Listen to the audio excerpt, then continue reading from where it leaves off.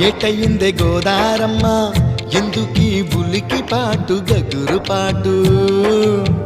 ఎవ్వరో వస్తున్నట్టు ఎదురు చూస్తున్నది గట్టు ఏమైనట్టు